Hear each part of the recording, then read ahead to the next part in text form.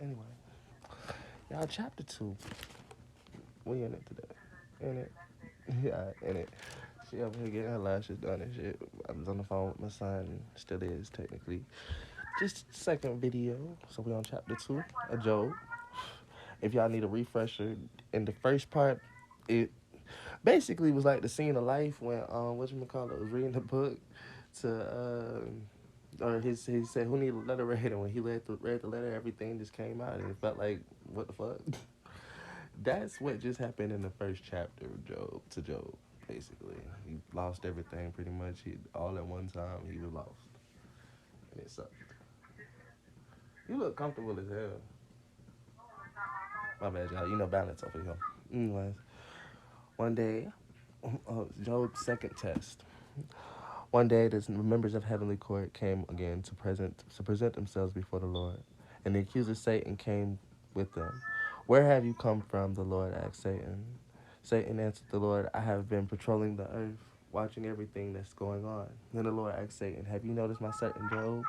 He is the finest man in all the earth. He is blameless, a man of complete integrity.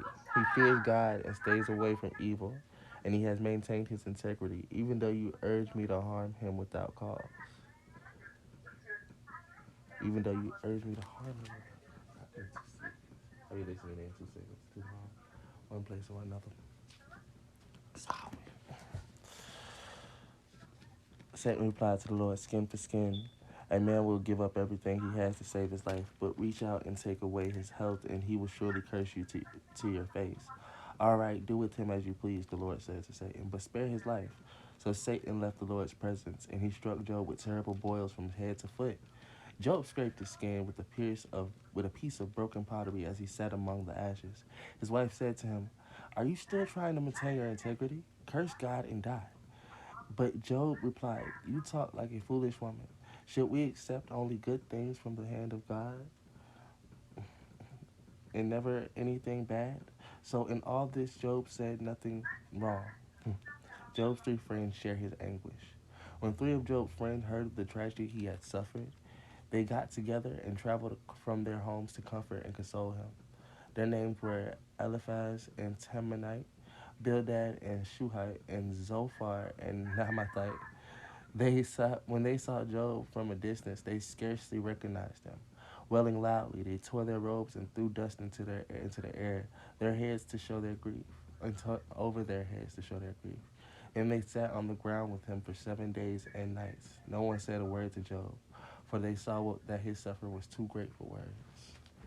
That's chapter 2. Now, so basically, after taking away his family, doing everything around him, he decided, I'm going to go ahead and do something to him physically. Still not deaf, but because he was testing God still, the devil was like, okay, well, okay, so yeah, but he if I do this more to him, maybe then he'll do more. Each step of the way, God was like, but have you considered him, though? Have you actually taken the time to realize that he didn't have to do all that in the first place? And yet, that's the reason why he was blessed. But he just felt like the more I do to him, maybe he'll reach out and curse God because he'll just feel like God's the one doing it to him, not something else or somebody else. Which is crazy. I like it. I mean, it just shows the mindset of how I feel you should think about the Bible. It shows like how it says the devil think basically. Like the more anguish you put somebody under, felt like that's where they would start to curse God. Be like, why, Lord, and all this extra question God and do the extra and the most. But God said if you just have faith and see the outcome and know that that's not me and it's, well, things around you that's happening. But I'm keeping you protected all the time because, like you said, the only thing you can't do is take their life. And the only thing I ask, don't take their life. Whew, it's a lot. God got your back even when somebody else is trying to test you. At last, Job's first speech, chapter 3. At last, Job spoke, and he cursed the day of his birth. He said, let the day of my birth be erased, and the night I was conceived, let that day be turned to darkness. Let it be lost even to God on high, and let no light shine on it. Let the darkness and utter gloom claim that day for its own. Let a black cloud overshadow it, and let the darkness terrify it. Let that night be blotted off the calendar, never again to be counted among the days of the year, never again to appear among the months. Let that night be childless, let it have no joy. Let those who are experts at cursing, whose cursing could rouse Leviathan. Hi, sweetheart, how you doing? My bad, y'all. Just checking in. Whose cursing could rouse Leviathan, curse that day. Let its morning stars remain dark. Let it hope for light. But in vain may it never see the morning light. Curse that day for failing to shut my mother's womb, for letting me be born to see all this trouble. Why wasn't I born dead? Why didn't I die as I came from the womb? Why was I laid on my mother's lap? Why did she nurse me at her breast? Had I died at birth, I would now be at peace. Jesus Christ. This is a lot. I should put a trigger warning on this one because this chapter is like a definite trigger warning. It's like for me too, because it's just like, dang. Because when he first spoke, he thought about everything that he lost and didn't like, and he went through that was instant depression. That was my instant. That shit crazy. I ain't never seen somebody go straight through. I mean me, I go through instant, but it's different. Not really, but this is wild. Like, whoa, I gotta read the rest. As much as I'm looking at it, it's like, damn, that's the first speech. That's a horrible. I mean, it's a speech. It's a speech. Okay, I'm gonna finish. I just gotta put my 2 cents in between that, cause God,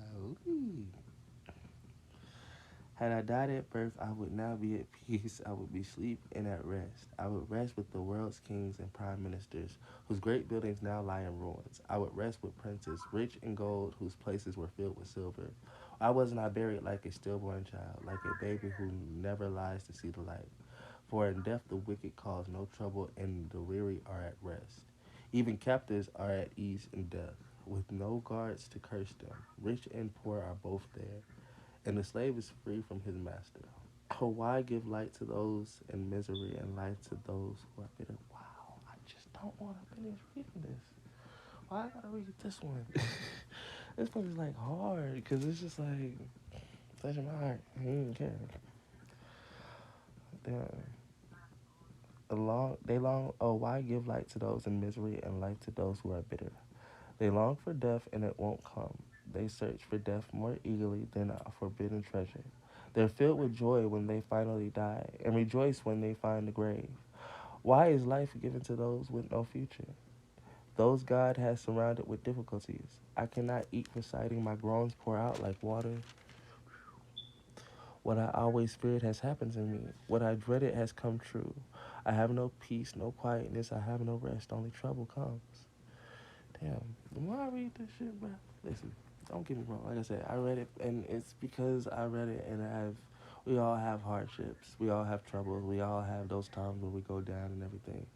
But you got to get through it, and you have to continue to go through it. But it's every moment afterwards, and even while you're going through it and everything like that. Like I said, he had so many troubles dumped on him from beginning to end, and now he has to actually just sit there and still be there through those troubles. And it doesn't stop for him. You know, it doesn't actually. It keeps going, and that's the biggest issue. But whew, that's how he felt.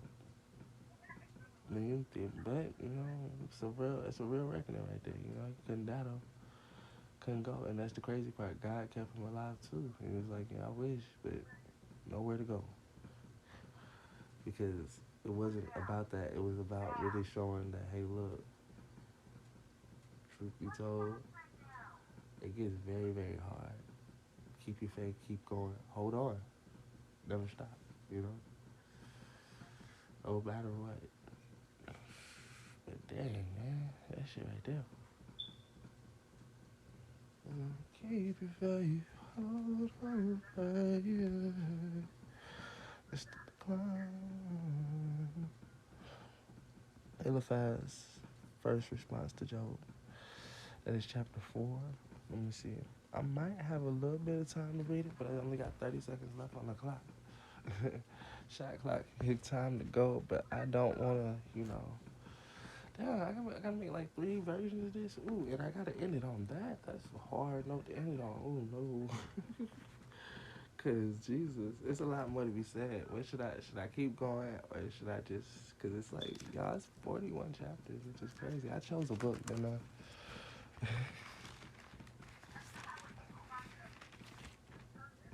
How about